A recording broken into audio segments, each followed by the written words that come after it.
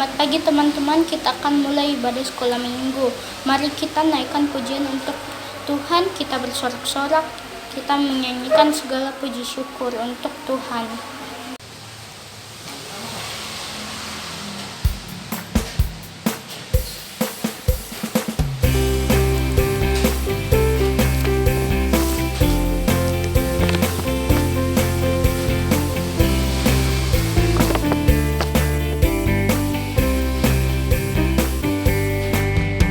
Segala puji syukur hanya bagimu Tuhan, sebab Kau yang layak dipuja.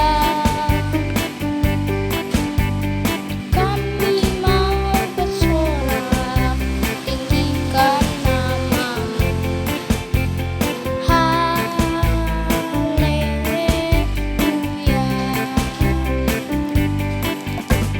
Soraklah haleluya, haleluya,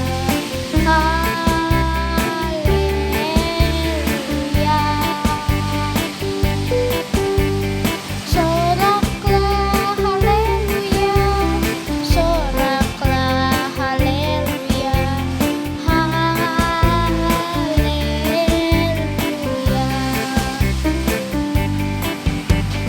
Segala puji syukur hanya bagimu Tuhan, sebab Kau yang layak dipuja. Kami mau bersorak, tinggikan nama-Mu. Haleluya.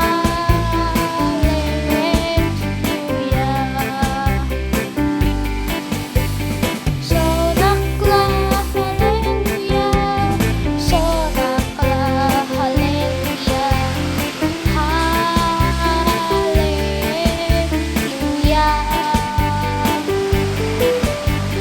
Soraklah haleluya, soraklah haleluya, haleluya.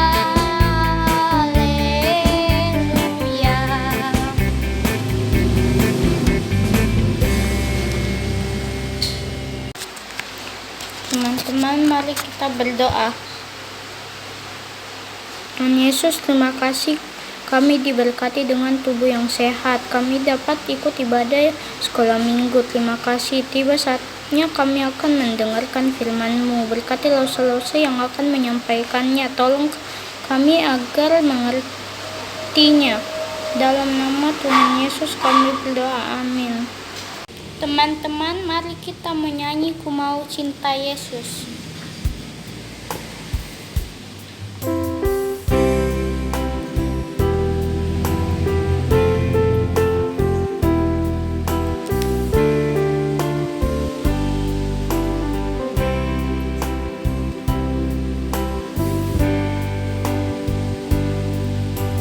Mau cinta Yesus selamanya. Ku mau cinta Yesus selamanya. Meskipun badai silih berganti dalam hidupku, ku tetap cinta Yesus selamanya. Ya Aba, Bapa, ini aku anak-Mu, layakkanlah seluruh hidupku. Ya Aba, Bapa, ini aku anak-Mu, pakailah sesuai dengan rencana-Mu.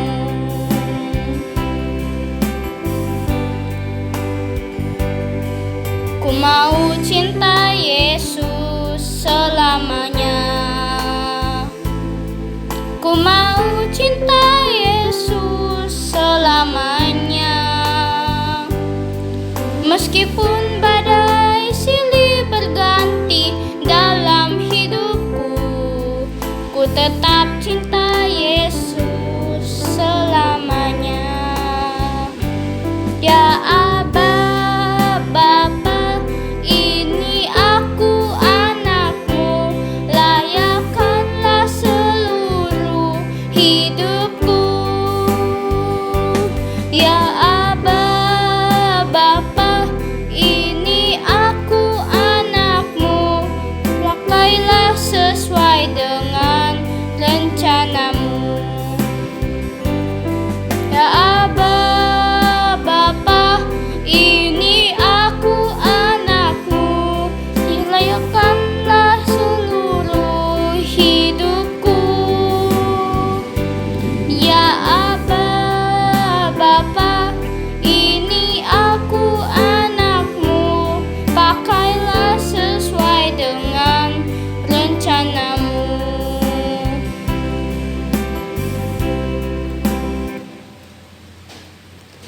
aja, Mi.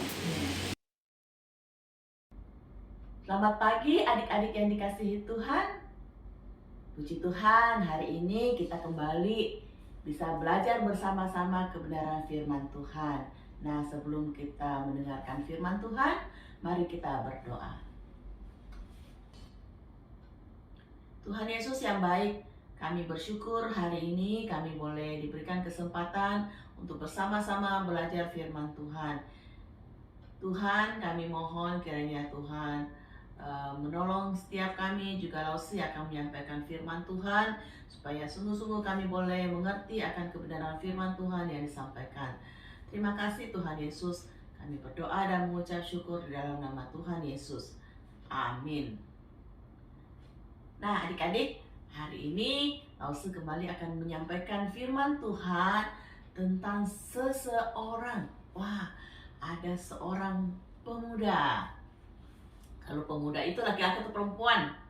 Nah, dia seorang laki-laki ya. Kita akan belajar dari kehidupannya, apa yang Tuhan sudah lakukan di dalam kehidupannya. Nah, pemuda ini ya, kita tebak-tebakan dulu. Pemuda ini ya berasal dari suku Yehuda. Dia menjadi tawanan dari seorang raja.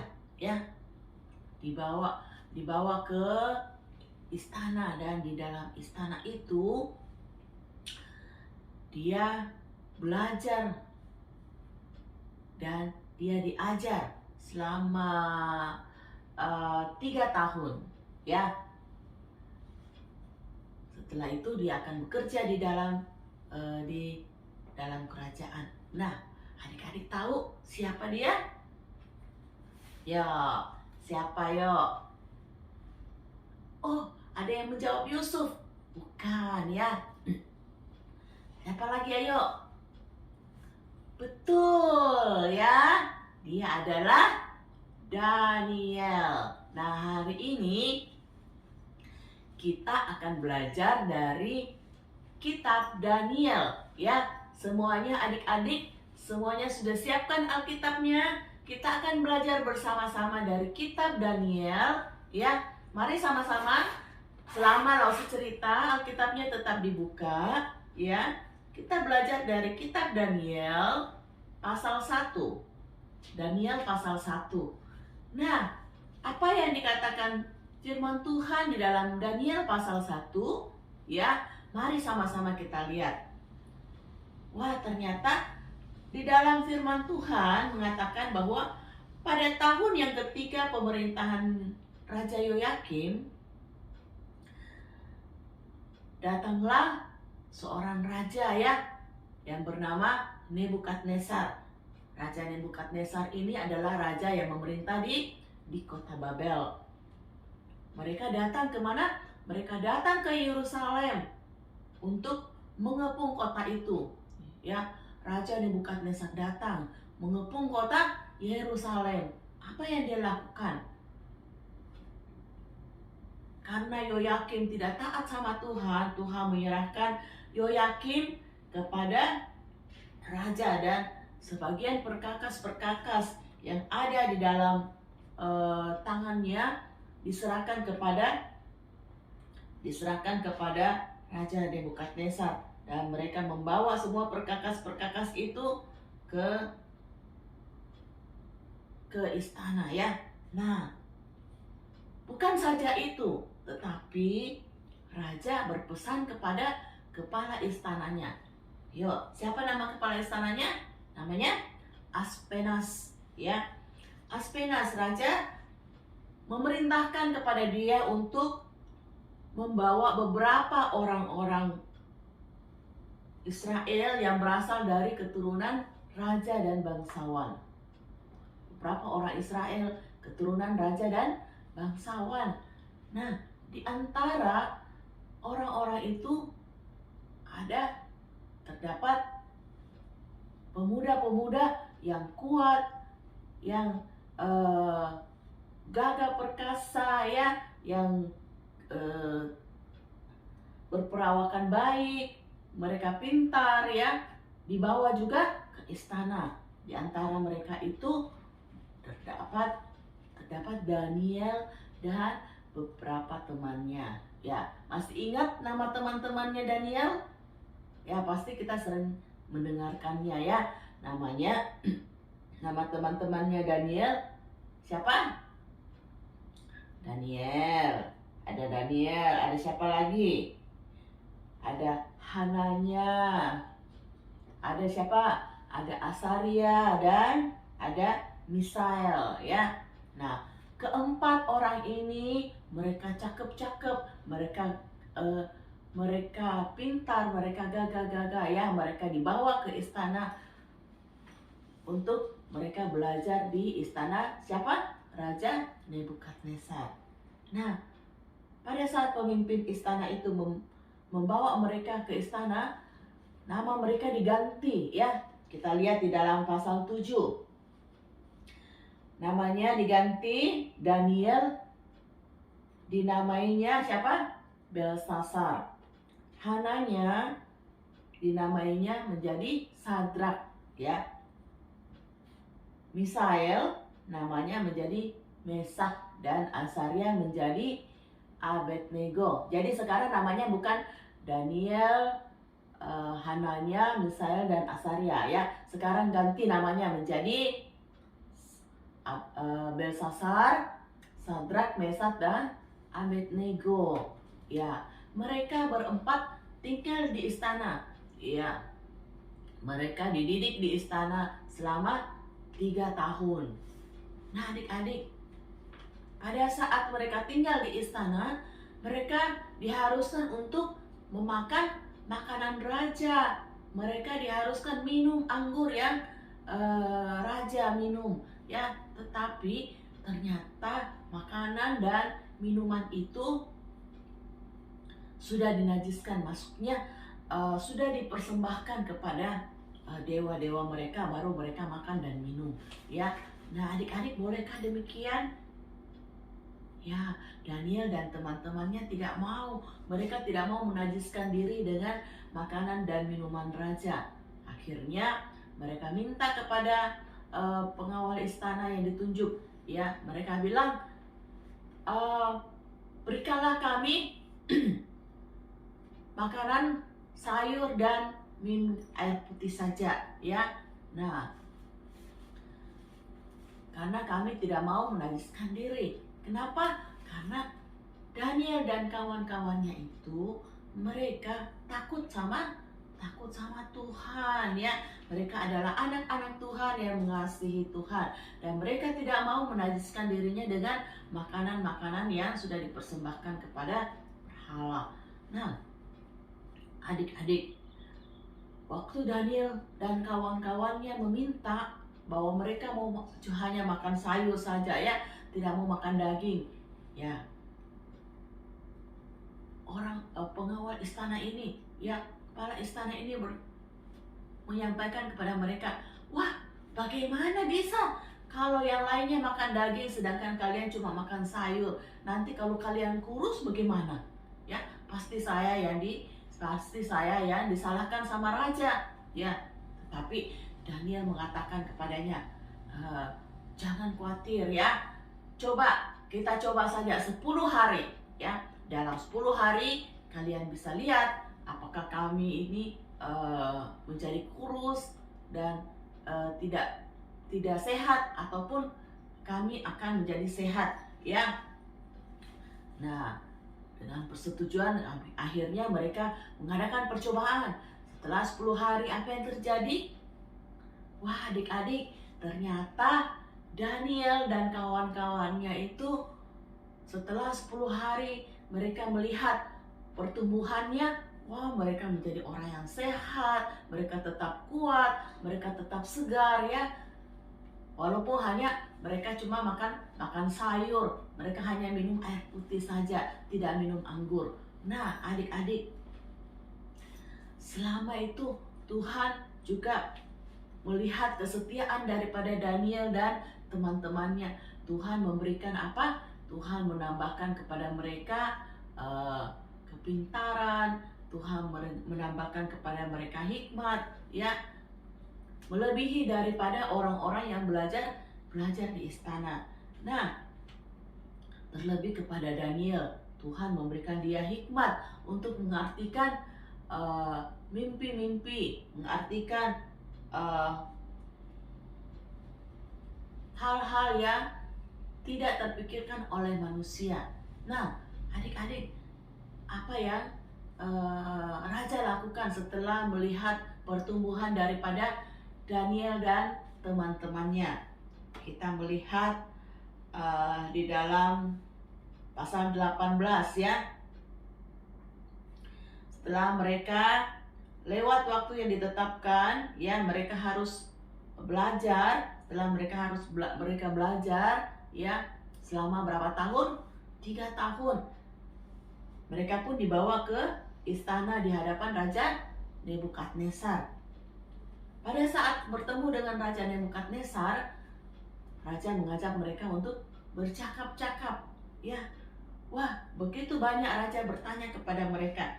Bukan cuma Daniel dan teman-temannya, tetapi orang-orang yang ditawan waktu itu, mereka bersama-sama tinggal di istana dan mereka bercakap-cakap dengan begitu banyak orang. Tetapi pada saat raja bercakap-cakap dengan Daniel dan teman-temannya, dia mendapati tidak ada yang selevel, tidak ada yang setingkat, setara dengan Daniel dan teman-temannya. Dan siapa namanya tadi Daniel? Daniel, Hananya, Misael dan Asaria, ya. Oh, mereka dipanggil namanya di istana apa? Belsasar, Sadrak, Mesak dan Abednego. Nah, pada saat raja bercakap-cakap dengan mereka, ya, raja mendapatkan, wah ternyata mereka itu 10 kali lebih pintar daripada orang-orang yang lain, dari tawanan-tawanan yang lain. Wah, setiap kali raja memerlukan kebijaksanaan dan pengertian, dia menanyakannya kepada Daniel, ya, dan mereka bisa menjawab apa yang raja tanyakan.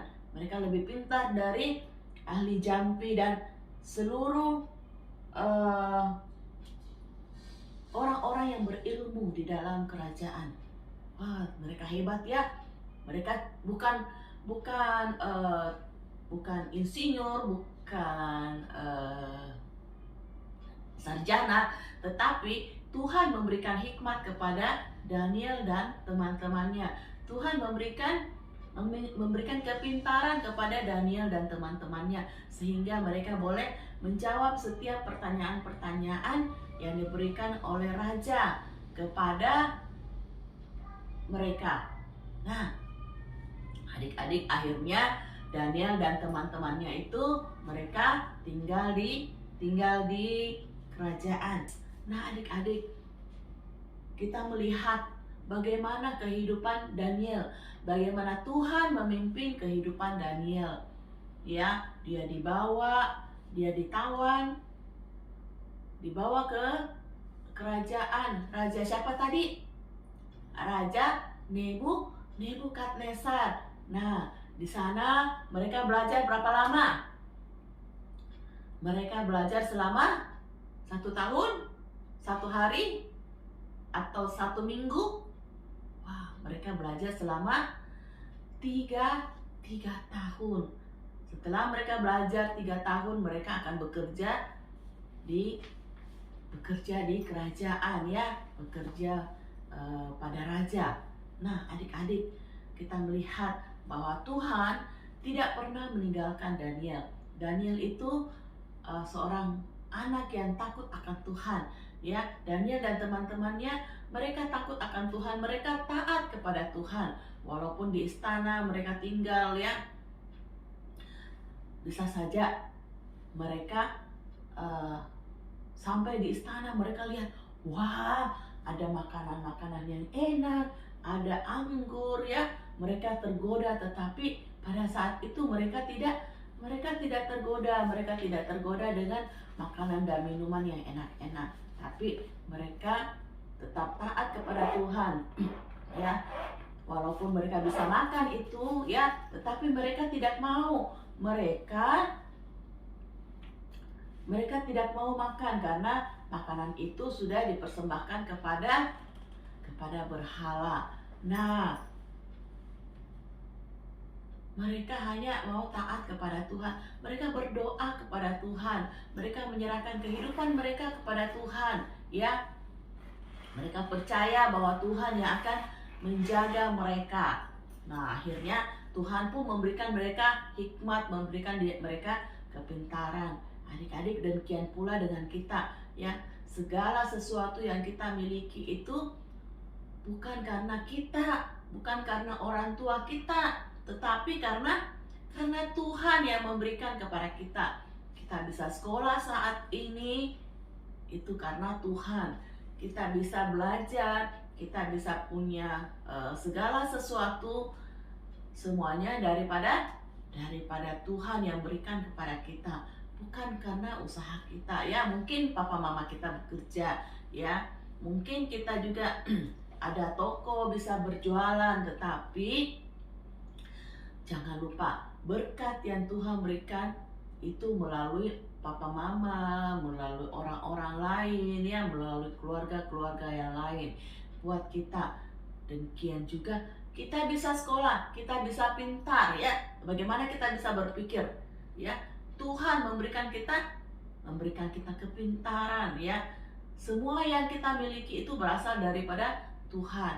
Nah, adik-adik, jangan lupa apa yang sudah kita miliki itu bukan menjadi kebanggaan kita, tetapi Tuhan mau kita menggunakan segala kepintaran kita, segala apa yang kita miliki. Masing-masing orang mempunyai kelebihan. Apa yang kita miliki, kita bisa memakainya, menggunakannya itu untuk bisa memuliakan Tuhan. Mungkin kita punya kita bisa menyanyi dengan baik, kita bisa menyampaikan firman Tuhan, menceritakan firman Tuhan kepada teman-teman kita.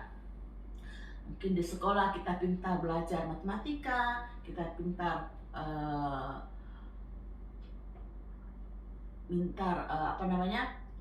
dalam hal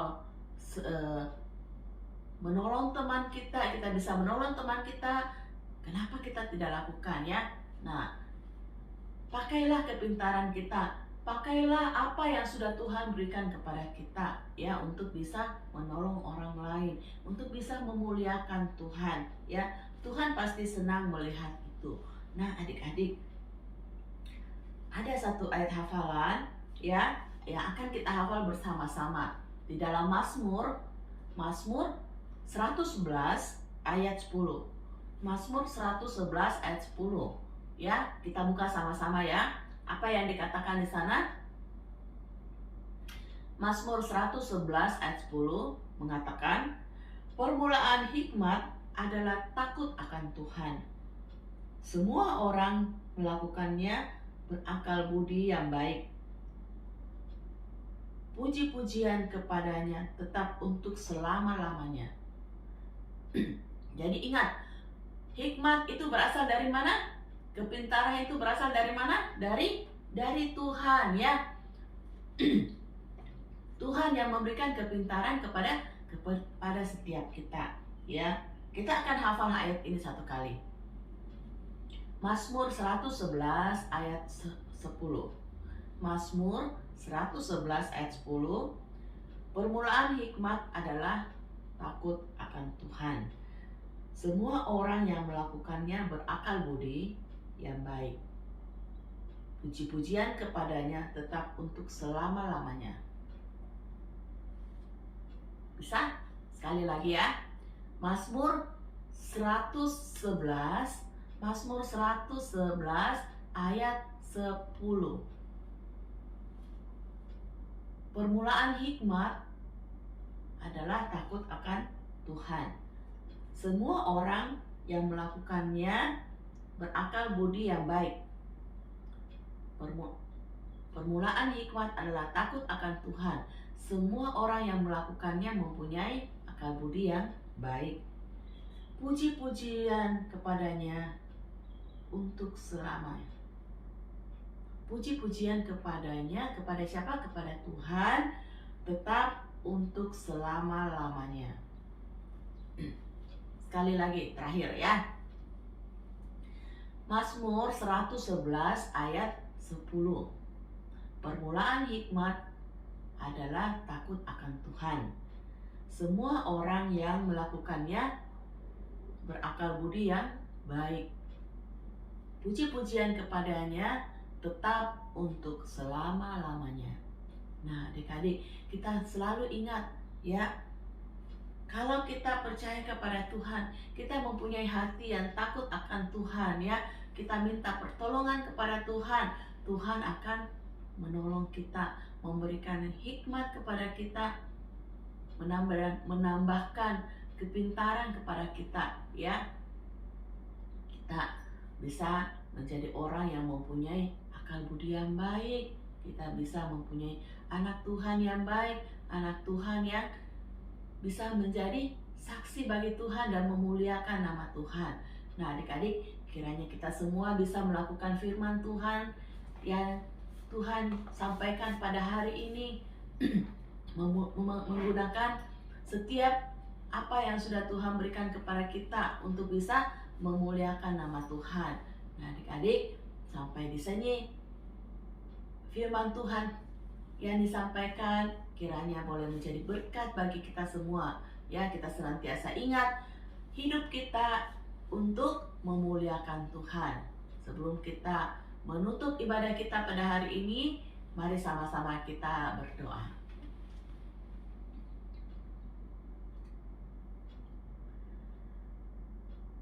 Tuhan Yesus, kami bersyukur karena Tuhan boleh menolong setiap kami. Tuhan boleh memimpin kehidupan kami, memberikan kami kepintaran, memberikan kami hikmat untuk boleh menyelesaikan pekerjaan-pekerjaan yang kami lakukan. Tuhan, tolong setiap kami agar kami juga boleh menggunakan apa yang sudah Tuhan berikan kepada kami untuk boleh mempermuliakan nama Tuhan. Kami boleh menggunakannya itu untuk memuliakan nama Tuhan. Terima kasih Tuhan, kami akan berpisah satu dengan yang lain. Kiranya Tuhan tetap menolong kami, memimpin kehidupan kami hari demi hari, supaya kami boleh tetap setia mengikut Tuhan. Terima kasih Tuhan Yesus, kami berdoa dan mengucap syukur di dalam nama Tuhan Yesus. Amin. Nah, adik-adik, sampai di sini ibadah kita. Kita akan terus ingat bahwa kita tidak sendiri, tetapi ada Tuhan bersama-sama dengan kita. Sampai berjumpa. Tuhan Yesus memberkati adik-adik semua.